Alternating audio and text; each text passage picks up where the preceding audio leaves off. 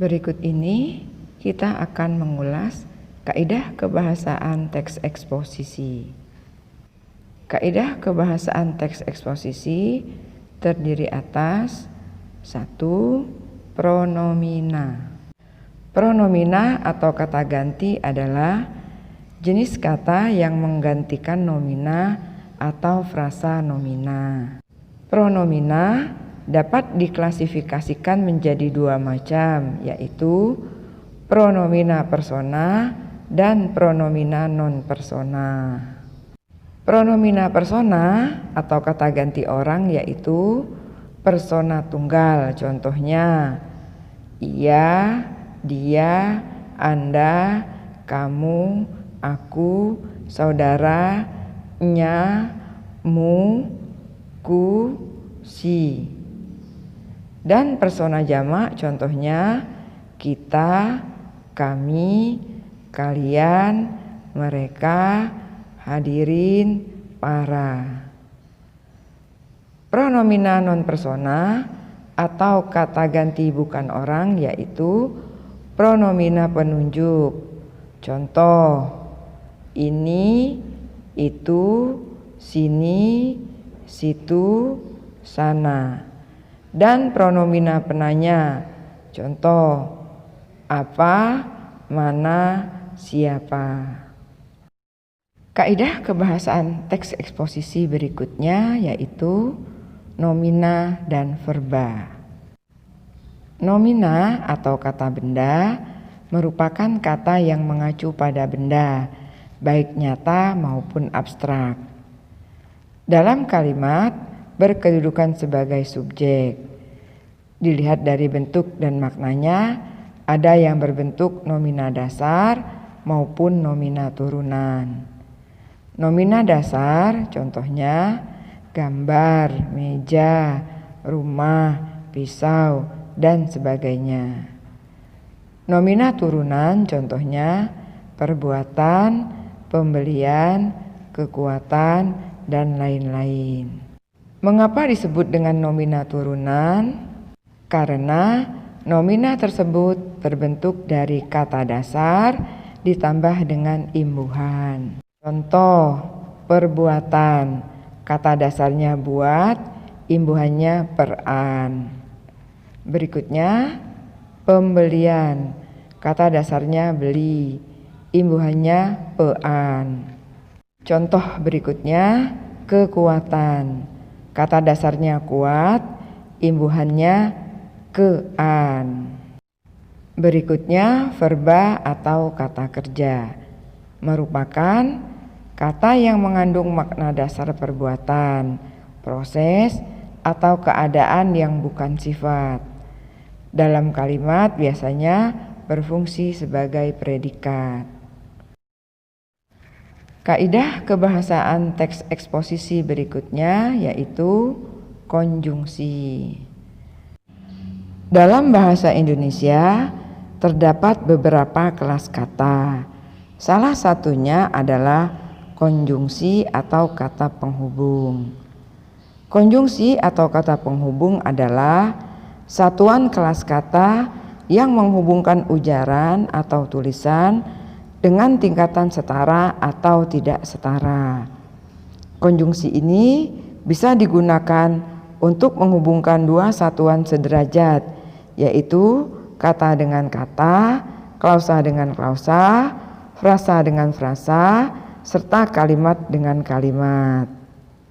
Hal ini bertujuan untuk memudahkan kita untuk memahami apa yang kita baca. Berikut ini penjelasan tentang kategorisasi konjungsi. 1. Konjungsi koordinatif. 2. Konjungsi subordinatif. 3. Konjungsi korelatif. 4. Konjungsi antar kalimat. 5. Konjungsi antar paragraf. 1. Konjungsi koordinatif. Konjungsi koordinatif yaitu konjungsi yang menghubungkan dua atau lebih klausa yang memiliki tingkat sederajat. Contoh konjungsi koordinatif: dan, tetapi, melainkan, padahal, lalu, kemudian, sedangkan, serta. 2. Konjungsi subordinatif. Konjungsi subordinatif yaitu konjungsi yang menghubungkan dua klausa atau lebih dengan status berbeda derajat. Konjungsi ini biasa disebut juga dengan konjungsi bertingkat. Contoh konjungsi subordinatif: ketika, sejak, setelah, andai, supaya, ibarat, karena, jika, sehingga, dan lain sebagainya. Masih banyak contoh konjungsi subordinatif yang lainnya. Berikut ini pengelompokan konjungsi subordinatif. 1. Menyatakan hubungan waktu. Contohnya sebelum, sesudah, sehabis, sehingga, selesai, sambil, selagi, sampai, sementara, ketika, setelah, sejak, tatkala, seraya, selama. 2. Menyatakan hubungan syarat. Contohnya jika, kalau, bila, manakala, jikalau, asal, asalkan. 3. Menyatakan hubungan tujuan. Contohnya agar, supaya, biar. 4. Menyatakan hubungan pengandaian. Andaikan, sekiranya, seandainya, seumpamanya, seumpama. 5. Menyatakan hubungan pemiripan. Seakan-akan, sebagaimana, seperti, bagaikan, seolah-olah, sebagai, laksana, bak. 6. Menyatakan hubungan pengakibatan. Contohnya sehingga, sampai-sampai, maka, makanya, karenanya, sampai. 7. Menyatakan hubungan penyebaban. Contohnya sebab, karena, oleh karena. 8. Menyatakan hubungan konsesif. Contohnya biarpun, walaupun, walau, meskipun, sekalipun, sungguh pun, kendati pun. 9. Menyatakan hubungan penjelasan. Contoh bahwa. 10. Menyatakan hubungan cara. Contoh dengan, melalui. 3. Konjungsi korelatif. Konjungsi korelatif bertugas sebagai kata penghubung antar dua unsur yang setara, baik dalam kalimat, frasa, klausa, maupun kata. Berikut ini beberapa contoh konjungsi korelatif. 1. Tidak hanya titik-titik tetapi juga titik-titik. 2. Baik titik-titik maupun titik-titik. 3. Jangankan titik-titik, titik-titik pun titik-titik. 4. Bukan titik-titik melainkan titik-titik. 5. Apakah titik-titik atau titik-titik. 6. Sedemikian rupa titik-titik sehingga titik-titik. 7. Demikian titik-titik sehingga titik-titik. 8. Bukannya titik-titik melainkan titik-titik. 9. Entah titik-titik, entah titik-titik. Berikut ini contoh kalimat yang menggunakan konjungsi korelatif. 1. Dia tidak hanya mengalami patah tulang, tetapi juga mengalami gegar otak.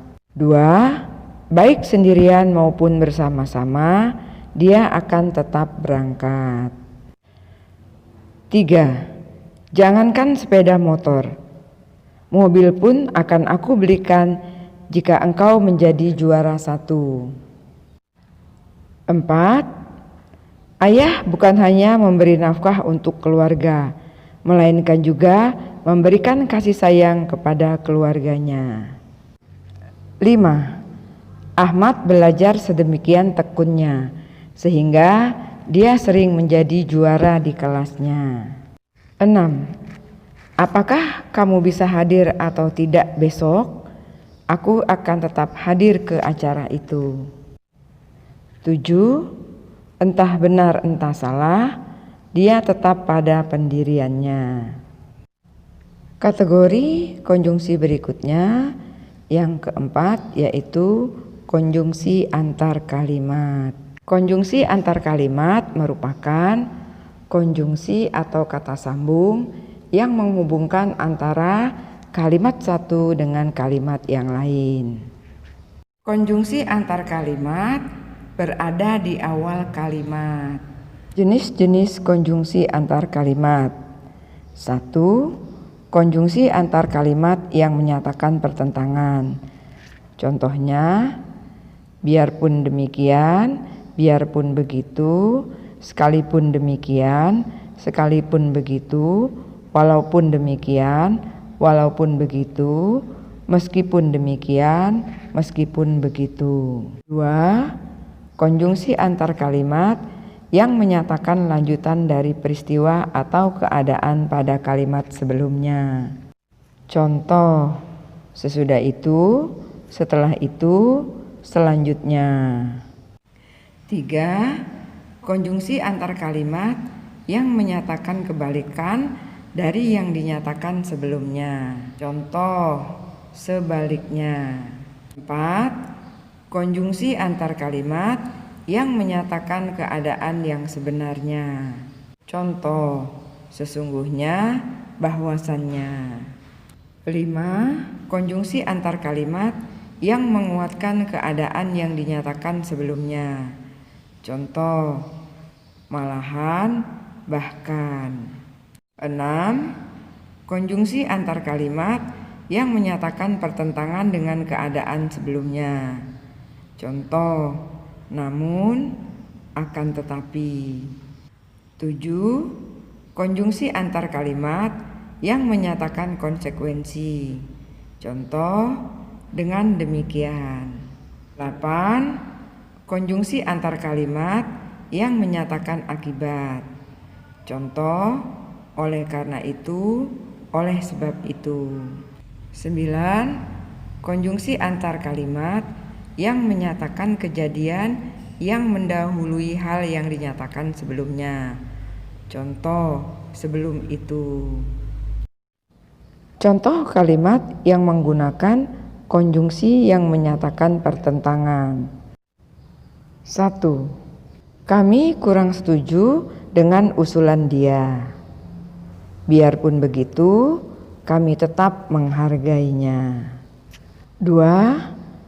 Contoh konjungsi yang menyatakan lanjutan dari peristiwa atau keadaan pada kalimat sebelumnya. Kami akan memulai perjalanan ini dengan berjalan kaki. Sesudah itu, kami akan beristirahat di rumah penduduk. 3. Contoh kalimat yang menggunakan konjungsi yang menyatakan kebalikan dari yang dinyatakan sebelumnya. Kita jangan terus menebang pohon-pohon di hutan ini. Sebaliknya, kita harus menanam pohon baru. 4. Contoh konjungsi yang menyatakan keadaan yang sebenarnya. Kita dilanda banjir besar tahun ini. Sesungguhnya, bencana ini telah kita ramalkan tahun kemarin. 5. Contoh kalimat yang menggunakan konjungsi yang menguatkan keadaan yang dinyatakan sebelumnya. Rumah-rumah di Kalimantan kebanyakan didirikan di tepi sungai. Bahkan ada kampung di tengah laut yang dangkal. 6. Contoh kalimat yang menggunakan konjungsi yang menyatakan pertentangan dengan keadaan sebelumnya. Keadaan memang sudah aman. Akan tetapi, kita tetap harus waspada. 7. Contoh kalimat yang menggunakan konjungsi yang menyatakan konsekuensi. Kamu telah setuju dengan persyaratan ini. Dengan demikian, kamu pun harus menanggung semua risikonya. 8. Contoh kalimat yang menggunakan konjungsi yang menyatakan akibat. Kami sudah melarang mereka berburu di hutan, tetapi mereka tetap nekat.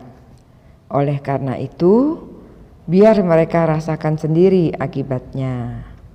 9. Contoh kalimat yang menggunakan konjungsi yang menyatakan kejadian yang mendahului hal yang dinyatakan sebelumnya. Polisi hutan menangkap 2 pemburu liar. Sebelum itu, mereka menangkap 5 orang pemburu liar. Kategori berikutnya, yang kelima, yaitu konjungsi antar paragraf. Konjungsi antar paragraf adalah kata hubung atau konjungsi yang menghubungkan 2 paragraf yang memiliki keterkaitan makna. Konjungsi ini berada di awal paragraf. Macam-macam konjungsi antar paragraf. 1. Konjungsi antar paragraf yang menyatakan adanya tambahan dari sesuatu yang telah dijelaskan sebelumnya. Contoh, di samping itu, tambahan lagi. 2. Konjungsi antar paragraf yang menyatakan adanya pertentangan dari sesuatu yang telah dijelaskan sebelumnya. Contoh, bagaimanapun juga, sebaliknya, selain itu. 3. Konjungsi antar paragraf yang menyatakan suatu perbandingan. Contoh, sebagaimana, sama halnya. 4. Konjungsi antar paragraf yang menyatakan akibat atau hasil. Contoh, jadi, oleh karena itu. 5. Konjungsi antar paragraf yang menyatakan tujuan. Contoh, untuk itu, dengan maksud itu. 6. Konjungsi antar paragraf yang menyatakan intensifikasi. Contoh, pada intinya, ringkasannya. 8. Konjungsi antar paragraf yang menyatakan adanya waktu. Contoh, sementara itu, kemudian. 9. Konjungsi antar paragraf yang menyatakan tempat. Contoh, disinilah, berdampingan dengan. Berikut ini contoh paragraf yang menggunakan konjungsi antar paragraf. Kedelai merupakan komoditas pangan bergizi yang banyak dikonsumsi oleh masyarakat. Beberapa produk yang dihasilkan dari bahan kedelai antara lain tempe, tahu, es krim, susu kedelai, tepung kedelai, dan minyak kedelai. Selain untuk bahan pangan, dewasa ini kedelai banyak dimanfaatkan untuk pakan dan bahan baku industri. Dengan berkembangnya industri yang berbahan baku kedelai, serta meningkatnya kesadaran masyarakat tentang makanan kaya gizi, maka kebutuhan akan kedelai semakin meningkat dari tahun ke tahun. Sementara itu, peningkatan produksi kedelai dari waktu ke waktu masih belum mampu mengimbangi permintaan yang semakin meningkat. Belum lagi gangguan hama dan faktor cuaca yang tak mendukung membuat produksi kedelai tidak sesuai target yang diinginkan. Untuk mengatasi hal itu, maka pemerintah melakukan kebijakan untuk mengimpor kedelai dari negara lain yang jumlahnya meningkat dari tahun ke tahun. Untuk mengatasi kelangkaan kedelai dalam jangka pendek, upaya ini cukup berhasil. Akan tetapi, upaya ini juga harus ditekan seminimal mungkin, karena jangka panjang justru akan membunuh usaha petani lokal. Di samping itu, guna menekan kenaikan angka impor, maka perlu kebijakan-kebijakan khusus untuk memacu dan meningkatkan hasil produksi dalam negeri, sehingga negara kita tidak terlalu mengandalkan hasil impor dari negara lain. Pada intinya, untuk menekan kelangkaan kedelai di dalam negeri, pemerintah dapat melakukan impor kedelai, namun juga harus meningkatkan produksi dalam negeri. Berikut ini adalah contoh teks eksposisi yang berjudul pencemaran.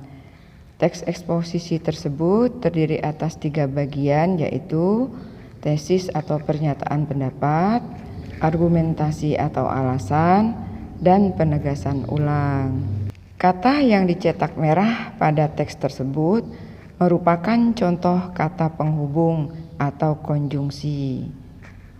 Contoh, lingkungan yang bersih adalah satu di antara prasyarat untuk mendukung kehidupan yang sehat, baik sehat dengan rohani maupun jasmani. Konjungsi tersebut berjenis konjungsi korelatif, yaitu baik titik-titik maupun titik-titik.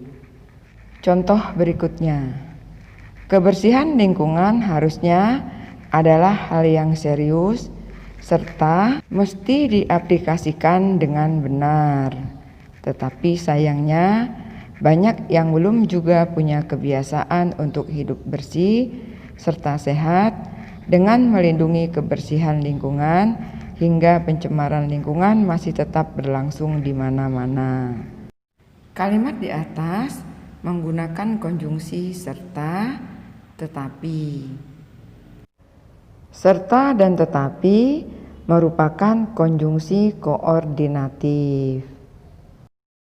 Contoh berikutnya, pencemaran tanah biasanya berlangsung karena banyak yang membuang sampah serta limbah asal-asalan. Kalimat tersebut menggunakan konjungsi karena. Konjungsi karena merupakan jenis konjungsi subordinatif. Perhatikan dengan cermat kata yang dicetak merah pada teks tersebut. Kata-kata tersebut merupakan kata penghubung atau konjungsi.